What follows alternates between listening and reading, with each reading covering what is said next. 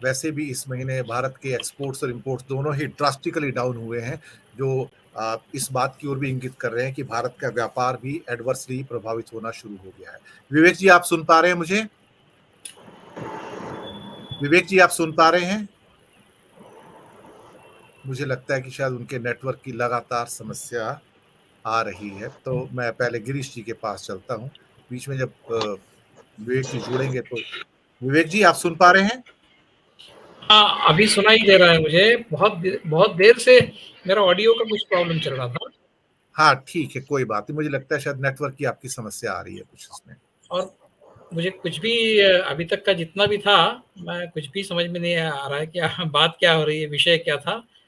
तो थोड़ा-सा हम आप अडानी उसको के मुझे। बारे में बात कर रहे हैं कि किस ढंग से जो सीमेंट कंपनी एक्वायर हुई, जो विनोद अडानी के द्वारा एक्वायर हुई हैं सारी की सारी, और कुछ चाइनीज़ कंपनियाँ इन्वॉल्वड हैं, जिनको बेसिकली अडानी की भी उनमें हिस्सेदारी है और उनको भारतीय सुरक्षा के कई ठेके मिले हुए हैं, कई टेंडर्स मिले हुए हैं।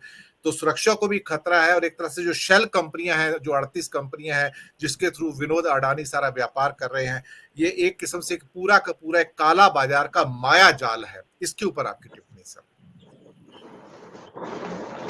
हाँ, हाँ। दिनेश जी, ऐसा है कि इसके बारे में इतना विस्तार से मीडिया में और सब जगह इसकी चर्चा हुई है कि इसमें अभी कोई डाउट ही नहीं बचा है कि ये पूरा मामला गड़बड़ है। अ, और इसीलिए शायद जो सरकार जो चुप्पी साधी हुई है, वो इसीलिए है क्योंकि इसमें गड़बड़ है। कहीं इसकी इंक्वायरी लग जाए और इसमें कुछ इसके अंदर जो कुछ भी घोटाला हुआ है वो बाहर आ जाए, तो 2024 से पहले मोदी जी को मुश्किल हो सकती है। अब ऐसा है कि पूरा जो मीडिया है, मेन स्ट्रीम मीडिया है, जो मोदी जी के पक्ष में बात करता है हमेशा, वहाँ से तो कोई बात नहीं आएगी। सोशल मीडिया पे हम लोग बात करते हैं, चर्चा करते हैं। उसमें से जो कुछ भी मैसेज जाता है, पता नहीं वो कितने लोगों में जाता है, लेकिन जो जो मास मीडिया है, जो मेन टेलीविज़न चैनल्स है, न्यूज़पेपर्स है, उनमें से जो बात आगे बढ़ती है, वो इफ़ेक्ट बहुत बड़ा होता है। वो इफ़ेक्ट पूरी तरह से खत्म हो गया है। इसलिए अभी फ़िलहाल ये जो डिबेट है और जो मोदी जी का पर्सनैलिटी कल्ट है, लोग ये मानने को ही तैयार नहीं कि मोदी कुछ गलत कर सकते हैं। मोदी तो संत महात्मा है और भगवान का अवतार है, मतलब यहाँ तक भी बात लोगों ने कही है। तो किसी भी तरह से इसमें कोई घोटाला हुआ है, इस तरह का कोई नैरेटिव बनता हुआ बीजेपी के जो जो भी पक्षधर है, उनके बीच में इस तरह का। देखिए, बीजेपी के जो हार्डकोर लोग हैं, जो हार्डकोर सपोर्टर्स हैं, वो तो किसी भी तरह से, मतलब अगर घोटाला हुआ भी है, तो मैं बहुत अच्छे से जानता हूँ कि वो ये सोचते हैं कि भई हिंदू राष्ट्र अगर बनाना है, तो ये सब बातें तो करनी होगी, पैसा जुटाना होगा, साम-दाम, दंड-भेद सारे रास्ते अख्तियार करने होंगे। तो अगर घोटाला हो भी जाए तो कौन-सी बड़ी बात है? इस तरह से सोचने वाले बीजेपी का जो हार्डकोर वोटर है, वो इस तरह से सोचता है। लेकिन जो बीजेपी से पिछले कुछ सालों में जुड़े हुए लोग हैं, पर्टिकुलरली 2014 के बाद जो लोग जुड़े हुए हैं, वो शायद इस बात पे थोड़ा-सा गौर अ, फरमा रहे होंगे, भई कुछ इतनी अगर कहीं से धुआँ निकल रहा है तो आग तो लगी होगी। इस तरह का। लेकिन उसको जब तक बल नहीं मिलता, तो उसको बल कैसे मिलेगा? उसको बल तभी मिलेगा जब अपोज़िशन जो है वो सड़क पर जाएगी, जब जनता में जाएगी। क्योंकि मीडिया से आवाज़ नहीं बाहर जा रही है, पार्लियामेंट से आवाज़ बाहर नहीं जा रही है। आप जब तक जनता में नहीं जाएँगे, जनता के दर में, जनता के कोर्ट में नहीं जाएँगे, तब तक इस बात के ऊपर इस बात का तवज्जो सामान्य नागरिक जो है वो नहीं लेगा और इसका कोई फ़ायदा नहीं होगा। देखिए, पिछले 8-9 साल का जो राजनीति हमने देखी है, उसमें हमने ये पाया है कि बीजेपी के अगेंस्ट चाहे कितने भी मुद्दे हो, लेकिन उसका असर बीजेपी के इलेक्टोरल फॉर्च्यून्स पर नहीं होता। आप डिमोनेटाइजेशन ले लीजिए, हजार लोग उसमें आहत हुए और गरीब से गरीब लोग आहत हुए। लोगों के घर में शादियां नहीं हो पाई, लोगों के घर में बड़े बड़े जो भी प्रोग्राम्स थे वो नहीं हो पाए, और छोटे छोटे उद्योग जो है खत्म हो गए।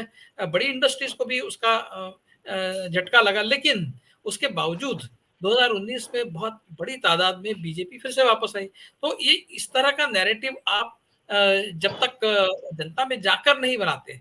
अडानी के मामले में घोटाला हुआ है, इसमें तो कोई डाउट ही नहीं है। भी इतने सारे दुनिया भर के न्यूज़पेपर्स जो है हमारे छोड़कर, वो सारे के सारे जो है इसका एक-एक जो एस्पेक्ट है, उसके ऊपर अलग-अलग स्टोरीज़ हुई है। हमने देखा है कि किस तरह से मैं जहाँ तक मैं समझता हूँ, याद है मुझे वॉशिंगटन पोस्ट की स्टोरी थी, जो झारखंड का पावर स्टेशन है, जो बांग्लादेश के साथ में एक क्विड प्रो क्वो के बेसिस पे बनाया गया। किस तरह से रूल्स रेगुलेशंस को ताक पर रखते हुए उस पावर प्लांट को बनाया गया। तो ये एक बहुत बड़ा स्कैम है।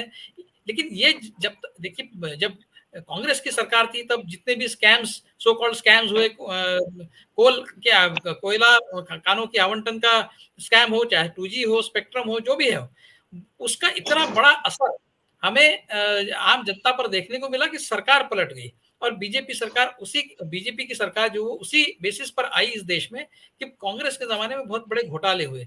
लेकिन ये जो इतने बड़े-बड़े घोटाले हैं, रफाल का हमने देखा किस तरह से उस पूरे प्रकरण को दबाया गया। ये होता ये है कि मोदी जी गलत नहीं कर सकते, इस तरह का एक जो नैरेटिव बन गया है और लोग उसको मानने लगे हैं। उसके चलते आप कुछ भी कर लें, आप बीजेपी के खिलाफ कोई भी मुद्दा उठा लें, लोग मानने को तैयार नहीं है। लेकिन क्या है जब तक ये चलता है चलेगा। एक बार इसका फटीग लोगों में आ जाए, इस बात का फटीग लोगों में आ जाए हर बार अगर अब जैसे अपोजिशन यूनिटी बनती जा रही है, तो जब अपोजिशन यूनिटी बनेगी तब इस तरह का एक हमें पोलराइजेशन दिखेगा, एक तरफ बीजेपी और एक तरफ पूरी अपोजिशन पार्टी और फिर नेशनलिज्म, फिर करप्शन के मुद्दे पुरजोर तरीके से अपोजिशन को उठाने होंगे। तब जाकर वोटर ये सोचेगा कि भई क्या ऐसा हो सकता है कि केवल एक पार्टी है, वो ऑनेस्ट है और बाकी सारे डिसऑनेस्ट है। इस तरह की सोच करने पर अगर जब जब तक आप आम वोटर को मजबूर नहीं करते, उसको ये दिखना चाहिए कि सारे के सारे एक तरफ है, तो वो ये सोचने लगेगा कि क्या ऐसा हो सकता है कि सारे के सारे बेईमान एक तरफ और एक ही तरफ पूरा एक ईमानदार पक्ष हो। तो इस तरह से जब आप पोलराइजेशन करेंगे नेशनलिज्म और करप्शन के मुद्दे पर, तब जाकर ये बात सिंक होगी लोगों में और तब जाकर उसका कुछ असर हो सकता है। इसके लिए अपोजिशन को जनता के दरबार में जाना होगा, जनता की कोर्ट में जाना होगा, ऐसा मुझे लगता है। जी, दिनेश जी। बहुत महत्वपूर्ण बात कही आपने। मैं आता हूँ गिरीश भाई आपके पास।